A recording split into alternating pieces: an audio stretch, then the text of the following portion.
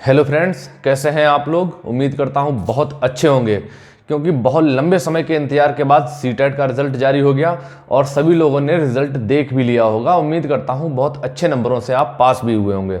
और जो छात्र हमारे अच्छे अच्छे नंबरों से पास हुए हैं या एटलीस्ट पास हो गए हैं, उन सभी लोगों के लिए हमारी तरफ से बहुत सारी हार्दिक शुभकामनाएं और भविष्य की बधाई। जो भविष्य की परीक्षाओं की तैयारी करने के लिए एक रास्ता खुल गया है उनके लिए, सुपर टेट का एग्जाम देने के लिए एक मार्ग मिल गया है उनके लिए, तो उनके लिए बहुत सारी हार्दिक शुभकामनाएं।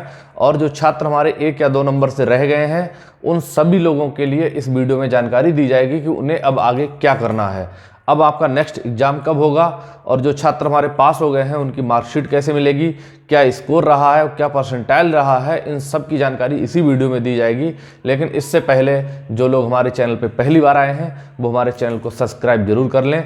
रेड कलर का बटन है सब्सक्राइब का, उसे प्रेस करें, बेल आइकन जरूर दबाएं और हो सके तो अपने साथियों के साथ हमारी वीडियो को शेयर भी अवश्य करें। चलिए हम लोग पहुँचते हैं। देखिए इस बार हमारा परसेंटेज क्या रहा है, और हर बार जो नतीजे होते हैं वो चौंकाने वाले होते हैं, ठीक है। और इस बार भी जो परिणाम आया है वो थोड़ा सा शॉक्ड आया है।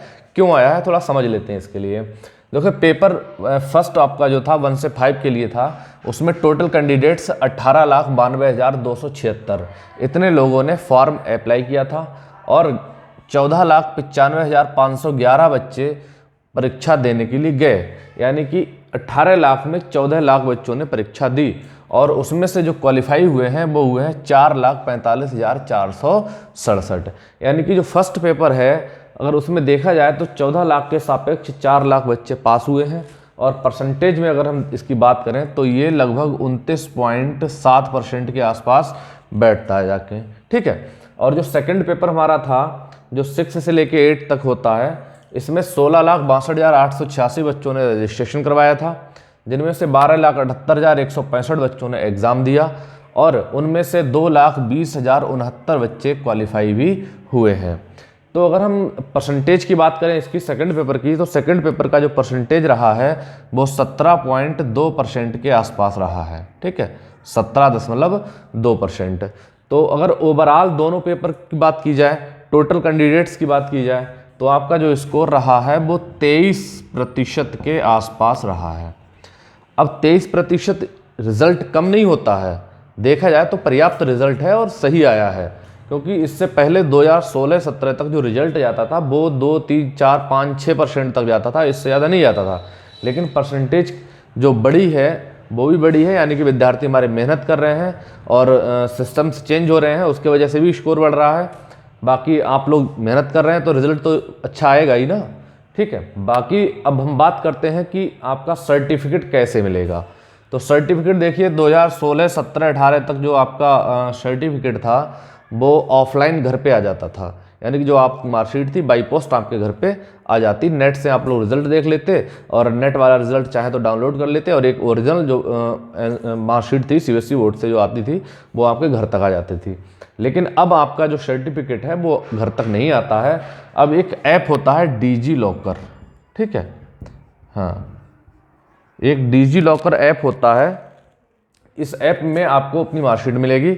ये ऐप आपको अपने मोबाइल में डाउनलोड करना पड़ेगा। ऐप डाउनलोड करने के बाद, ये ऐप जो है डाउनलोड करने के बाद आपको आधार नंबर से इसे लिंक करना पड़ेगा, ठीक है। और उसमें सीटेट 2021 का जो आपका रजिस्ट्रेशन नंबर होगा वो भी आपको डालना पड़ेगा, ठीक है। इसके बाद इसमें इस ऐप में आपकी मार्कशीट डाउनलोड हो जाएगी, और आप उसे अपने पास सेव कर लीजिएगा, चाहे तो आप उसका प्रिंट आउट भी निकलवा लीजिएगा, ठीक है। डिजी लॉकर में कब आएगी मार्कशीट आपकी, इसकी अभी कोई बहुत ज़्यादा डिटेल नहीं दी गई है। अप्रॉक्स मान लीजिए कि 10-15, 2-3 वीक्स में 15 से 20 दिन के अंदर आपकी मार्कशीट आ जाएगी, तब आप आराम से इसे डाउनलोड कर सकते हैं। डाउनलोड कर सकते हैं। तब तक आप ये ऐप अपने मोबाइल में डाउनलोड कर लीजिए, ठीक है, और उसे एक्टिवेट कर लीजिए। एक्टिवेट करने के बाद जैसे ही वो आएगी लिंक आपके पास तुरंत आ जाएगा, ठीक है। अब पासिंग मार्क की बात करते हैं, तो देखिए सीटेट कोई ये परीक्षा केवल एक क्वालिफाई एग्ज़ाम है, ये कोई नौकरी के लिए आपका एग्ज़ाम नहीं है, ये प्री मान सकते हैं आपके लिए। इसमें सिर्फ आप क्वालिफाई करना है, उसके बाद आप सुपर टेट या अन्य कोई स्टेट गवर्नमेंट एग्ज़ाम कराती है तो वो एग्ज़ाम आपको देना पड़ेगा। ये सिर्फ एक एलिजिबिलिटी टेस्ट है, ठीक है। इसमें जो जनरल के लिए, अनरिजर्व के लिए जो पासिंग मार्क होता है वो 90 क्वेश्चंस होने चाहिए, 90 नंबर होने चाहिए, यानी कि 60%, 150 में 90 नंबर यानी कि 60% आपका होना अनिवार्य है। अगर आप इतने नंबर लेकर आ रहे हैं तो यहाँ तक आप पास हैं। अगर आपका एक नंबर भी कम है तो आप फेल हैं, ठीक है। इसलिए जो छात्र बार बार पूछ रहे थे कि सर हमारे 89 है, क्या हम पास हैं कि नहीं है, अगर आप जनरल में आ रहे हैं और 90 क्वेश्चन आपके सही है, 90 मार्क्स आपके हैं, ठीक है, तो आप पास हो गए। एटलीस्ट आप बिल्कुल बॉर्डर पे हैं लेकिन पास हो गए, ठीक है। और जो ओबीसी एससी या एसटी के हमारे स्टूडेंट्स हैं, उनके अगर 82 मार्क्स हैं और तो भी वो लोग पास हैं, ठीक है। 82 मार्क्स हैं वो पास हैं। 82 मार्क्स का मतलब हो गया है आपके 55% के आसपास नंबर आ गए। पहले 83 क्वेश्चनों में पास होते थे, लेकिन 82 पॉइंट समथिंग था, उसे 83 मान लिया गया था, इसलिए अब थोड़ा सा घटा के 82 कर दिया गया है। 82 क्वेश्चनों पे आप लोग पास हैं, 82 मार्क्स हैं आपके। 82 क्वेश्चन का मतलब 82 मार्क्स हैं आपके, तो आप पास हैं, यानी कि 55%, ठीक है। और पास होना ही जरूरत है, इसमें बहुत ज़्यादा गुणांक की आवश्यकता नहीं है, क्योंकि किसी भी एग्जाम में इसका गुणांक अभी तक तो ऐड किया नहीं गया है। आगे कोई एग्ज़ाम ऐसा होता है, सरकार कंडक्ट कराती है जिसमें आपके नंबर जुड़ेंगे, तो वो अलग चीज़ है, लेकिन अभी तक कोई ऐसा एग्जाम नहीं हुआ है जिसमें आपके सीटेट या यूपी टेट के नंबर जुड़े। ये सिर्फ एक क्वालिफाइंग एग्जाम होता है, ठीक है, एलिजिबिलिटी टेस्ट है ये, तो इसलिए घबराने की आवश्यकता नहीं है। अगर आपके 82 क्वेश्चन है तब भी आप एलिजिबल हैं, और 120 हैं तब भी आप एलिजिबल हैं। हाँ, बस नंबर अच्छे होते हैं तो थोड़ा सा खुशी मिलती है मुझे भी और आपको भी, इसलिए मेहनत करिए, ठीक है।